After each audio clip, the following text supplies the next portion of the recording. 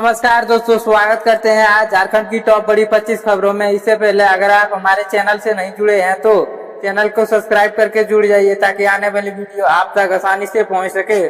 और साथ ही वीडियो के एक लाइक करके आप कौन से जिले से यह वीडियो को देख रहे हैं कमेंट में अवश्य बताएं। झारखंड निर्वाचन आयोग द्वारा जारी प्रारूप मतदाता सूची में बड़ा फेरबदल हुआ है, जिसमें 43.61 लाख से अधिक मतदाताओं के नाम सूची से हटा दिए गए हैं। मुख्य निर्वाचन पदाधिकारी रवि कुमार के अनुसार विशेष गहन पुनरीक्षण SIR अभियान के तहत बूथ लेवल अधिकारियों BLO ने घर घर जाकर सत्यापन किया था। इस प्रक्रिया में 43,61,987 नामों को ASDD अनुपस्थिति, अस्थानांतरित, मृत या डुप्लीकेट श्रेणी के तहत बाहर किया गया है या फिर हटाया गया है। 7.63 लाख मृत मतदाता, 15.92 लाख अस्थायी रूप से स्थानांतरित लोग, 14.50 लोग अनुपस्थिति या लापता नागरिक और 4.38 लाख लोग दोहरी प्रविष्टि वाले नाम शामिल है। इसके अलावा करीब 1.16 लाख लोगों ने इन्यूमरेशन फॉर्म पर हस्ताक्षर करने से मना कर दिया। इस शुद्धिकरण के बाद राज्य में कुल मतदाताओं की संख्या 2.64 करोड़ से हटाकर 2.21 करोड़ रह गई। जिन नागरिकताओं का नाम छूट गया है उन्हें 5 अगस्त से 4 सितंबर 2026 तक फॉर्म 6 भरकर दोबारा नाम जुड़वाने का मौका दिया गया है। झारखंड में लगातार बारिश के बीच वज्रपात ने कई परिवारों की खुशियां छीन ली है। ताजा रिपोर्ट के अनुसार राज्य के अलग अलग जिलों में वज्रपात की घटना में 18 लोगों की मौत हुई है। बताया जा रहा है कि इनमें से कई लोग की जान खेतों में काम करने के दौरान ठनका गिरने से गई है। पलामू के मोहम्मदगंज में 38 वर्षीय पुष्पा देवी की भी वज्रपात की चपेट में आने से मौत हुई है। वहीं रामगढ़ के पतरातू थाना क्षेत्र के 2 गांवों में ठनका गिरने से मां बेटी समेत 3 लोगों की मौत हुई है और 2 लोग झुलस गए। लातेहार के चंदवा क्षेत्र में भी वज्रपात से 2 युवक की मौत और 1 महिला की झुलस की खबर सामने आई है। मौसम विभाग के अनुसार झारखंड में बारिश और वज्रपात को लेकर के सतर्क रहने की चेतावनी दी है। प्रशासन की ओर से लोगों को अपील किया जा रहा है कि बारिश और गरज चमक के दौरान खुले खेत, पेड़ या बिजली खंभों के नीचे खड़े न रहें। खासकर किसान और ग्रामीण में मौसम खराब होने पर सुरक्षित स्थान पर जाने की सलाह दी गई है। देवघर के बाबा बैद्यनाथ धाम में श्रावणी मेला के दौरान पहली सोमवारी को बड़ी संख्या में श्रद्धालु पहुंचे। उपलब्ध रिपोर्ट के अनुसार पहली सोमवारी पर बाबा मंदिर में करीब 2,50,000 श्रद्धालुओं ने जला अर्पण किया। भारी भीड़ को देखते हुए जिला प्रशासन ने पहली सोमवारी के अनुभव के आधार पर दूसरी तीसरी सोमवारी की व्यवस्था को और मजबूत करने की तैयारी शुरू कर दी है।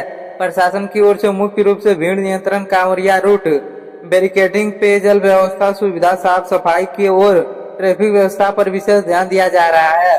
श्रद्धालुओं की कतार को व्यवस्थित रखने और किसी स्थान पर अत्यधिक भीड़ जमा न हो, इसके लिए सुरक्षा बलों की तैनाती और निगरानी बढ़ाने की तैयारी है। जरूरत के अनुसार रास्तों और प्रवेश व्यवस्था में भी बदलाव किया जा सकता है। श्रद्धालुओं से प्रशासन ने अपील की है कि वे धैर्य बनाए रखें, निर्धारित मार्ग और कतार का पालन करें तथा अफवाह पर ध्यान न दें। भीड़ में बच्चों और बुजुर्गों का विशेष ध्यान रखें। पर्याप्त पानी पीते रहें और तबीयत खराब होने पर तुरंत व्यवस्था केंद्र या मेडिकल टीम से संपर्क करें। कांवरियों से अपील की है कि प्रशासन द्वारा जारी निर्देश का पालन करें। झारखंड में JPSC और JSSC की भर्ती परीक्षा को लेकर के छात्रों का आंदोलन लगातार चर्चा में बना हुआ है। 6 से 7 अगस्त के बीच आंदोलन कर रहे छात्रों ने सरकार से बातचीत के प्रस्ताव पर अपनी मांगों को स्पष्ट कर दी है। छात्रों का कहना है कि वे सरकार से बातचीत के लिए तैयार है, लेकिन बैठक की पूरी वीडियो रिकॉर्डिंग होनी चाहिए ताकि बाद में बातचीत को लेकर के किसी तरह का विवाद ना हो। आंदोलनकारियों की मुख्य मांगे में भर्ती परीक्षा में पारदर्शिता, कथित गड़बड़ियों की निष्पक्ष जांच और दोषियों पर कार्रवाई शामिल है। इस आंदोलन में देवेंद्र नाथ महतो समेत कई छात्र नेता अभ्यर्थी लगातार सक्रिय हैं। रिपोर्ट के अनुसार देवेंद्र नाथ महतो और अन्य छात्र अनशन के जरिए सरकार पर दबाव बना रहे हैं। छात्रों का कहना है कि सरकारी नौकरी की तैयारी करने वाले हजारों अभ्यर्थियों का भविष्य परीक्षा व्यवस्था को पारदर्शिता से जुड़ा है। वहीं सरकार की ओर से छात्रों से बातचीत के जरिए समाधान निकालने की कोशिश की जा रही है। अब सभी की नजर सरकार और आंदोलनकारी छात्रों के बीच होने वाली अगली बातचीत पर है। बोकारो जिले के नवाडी थाना क्षेत्र से 5 से 6 अगस्त के बीच सनसनीखेज हीरे हत्याकांड की खबर सामने आई है। रिपोर्ट के अनुसार एक घर में वृद्ध दंपति पर कुल्हाड़ी से हमला किया गया, जिसमें कि दोनों की मौत हो गई। घटना के दौरान उनकी बहू भी गंभीर रूप से घायल हुई थी। हालात नाजुक होने पर उसे इलाज के लिए अस्पताल ले जाया गया, लेकिन इलाज के दौरान उसने भी दम तोड़ दिया। इस घटना में एक ही परिवार के 3 लोगों की जान चली गई। मामले की सूचना मिलने के बाद पुलिस मौके पर पहुंची और घटना स्थल की जांच शुरू की है। पुलिस ने मामला में राजू सिंह नामक आरोपी को गिरफ्तार किया है। शुरुआती जानकारी के अनुसार हत्या में कुल्हाड़ी का इस्तेमाल किए जाने की बात सामने आई है। हालांकि हत्या के पीछे वास्तविक वजह क्या थी और आरोपी ने वारदात को किस कारण अंजाम दिया, इसका पूरा खुलासा पुलिस की जांच के बाद ही हो सकेगा। इस घटना के बाद इलाके में दहशत और शौक का माहौल है। पुलिस ने आरोपी से पूछताछ कर रही है और घटना से जुड़े अन्य पहलुओं की जांच भी जारी है। झारखंड में आंगनबाड़ी केंद्रों के माध्यम से मिलने वाली टेक होम राशन पानी THR अगस्त 2026 से दोबारा शुरू करने के आदेश जारी हुआ है। रिपोर्ट के अनुसार राज्य के करीब 38,957 आंगनबाड़ी केंद्रों के जरिए लगभग 14 लाख लाभुकों तक पोषण सामग्री पहुंचाने की व्यवस्था है।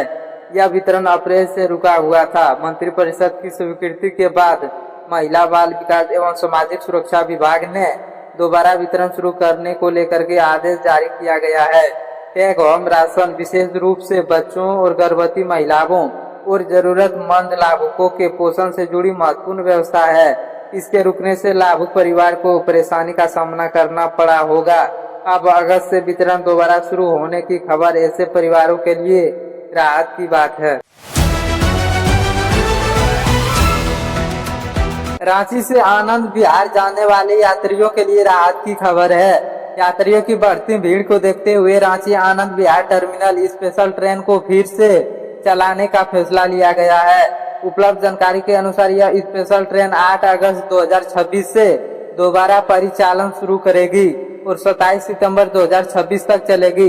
इस दौरान ट्रेन की कुल 8 फेरे निर्धारित किए गए हैं। इस ट्रेन के दोबारा चलने से झारखंड से दिल्ली और आसपास के क्षेत्रों की यात्रा करने वाले यात्रियों को काफी सुविधा मिलने की उम्मीद है। खासकर छुट्टियों और त्योहारों के दौरान ट्रेनों में बढ़ती भीड़ को देखते हुए रेलवे की ओर से अतिरिक्त व्यवस्था के रूप में स्पेशल ट्रेन चलाई जाती है। रांची से दिल्ली जाने वाले यात्रियों के लिए इस ट्रेन से नियमित ट्रेन में सीट नहीं मिलने की स्थिति में एक अतिरिक्त विकल्प उपलब्ध होगा। यात्रा करने वाले यात्रियों को सलाह है कि टिकट बुक करने से पहले ट्रेन का नंबर, प्रस्थान का समय, ठहराव और उपलब्ध सीटों की जानकारी रेलवे के आधिकारिक सिस्टम से जरूर जांच लें, क्योंकि स्पेशल ट्रेन का समय या परिचालन रेलवे की ओर से बदल भी जा सकती है।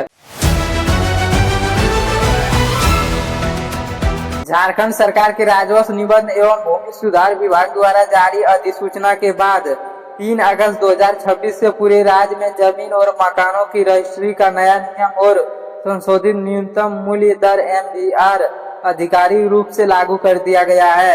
इस नए नियम के तहत राज्य के सभी 24 जिलों, शहरी और ग्रामीण क्षेत्रों में जमीनों की सरकारी मूल्यांकन सरकारी दाम में अधिकतम 10% की बढ़ोतरी की गई है।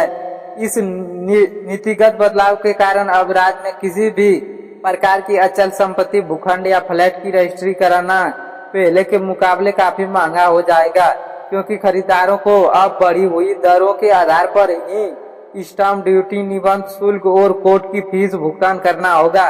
विभागीय अधिकारियों के अनुसार यह फैसला जमीन की बाजार दरों में आई भारी तेजी को संतुलित करने और राज्य के राजस्व मजबूत करने के लिए लिया गया है। निबंधन कार्यालयों के सॉफ्टवेयर को नई दरों के साथ अपडेट कर दिया गया है, जिससे अब पुरानी दरों पर रजिस्ट्री पूरी तरह बंद हो गई है। झारखंड के मुख्यमंत्री हेमंत सोरेन ने रविवार 2 अगस्त को मुख्यमंत्री मैया सम्मान योजना झारखंड पोर्टल.com का राज्यव्यापी ट्रायल रन और आधिकारिक पोर्टल लॉन्च कर दिया है। इस महत्वाकांक्षी योजना के तहत राज्य की 21 से 50 वर्ष की पात्र महिलाओं को आर्थिक सशक्तिकरण के लिए हर महीने सरकार की तरफ से सहायता राशि दी जाएगी। ट्रायल रन सफल होने के बाद 3 अगस्त से राज्य के सभी जिलों में और पंचायतों और परियोजना केंद्रों में CSC विशेष कैंप लगा दिया गया है। इन विशेष शिविरों में योग्य महिला आसानी से जाकर अपना फॉर्म जमा कर सकती है। सरकार ने इस प्रक्रिया को पूरी तरह पारदर्शिता और बिचौलियों से मुक्त रखने के लिए सख्त निर्देश जारी किए हैं। जिन महिला का भौतिक सत्यापन और बैंक खाता लिंक का काम सफलतापूर्वक हो जाएगा, उनके बैंक खातों में DBT के माध्यम से सीधे सम्मान राशि ट्रांसफर की जाएगी। देवघर में चल रहे श्रावणी मेला 2026 को लेकर के प्रशासन ने श्रद्धालुओं के लिए भोजन की दरें तय की है। उपलब्ध ताजा जानकारी के अनुसार 80 से 90 रुपये में भरपेट भोजन उपलब्ध कराने की व्यवस्था की गई है। इसका उद्देश्य बाहर से आने वाले श्रद्धालुओं को उचित कीमत पर भोजन उपलब्ध कराना है।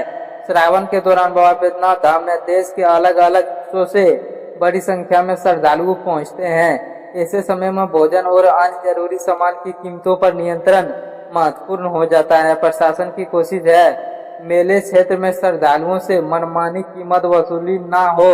निर्धारित दरों के साथ खाद्य सामग्री की गुणवत्ता और साफ सफाई पर भी निगरानी जरूरी है। श्रद्धालुओं के लिए यह व्यवस्था खास तौर पर महत्वपूर्ण है, क्योंकि लंबे सफर और दर्शन के दौरान उन्हें सस्ते और सुरक्षित भोजन की जरूरत होती है।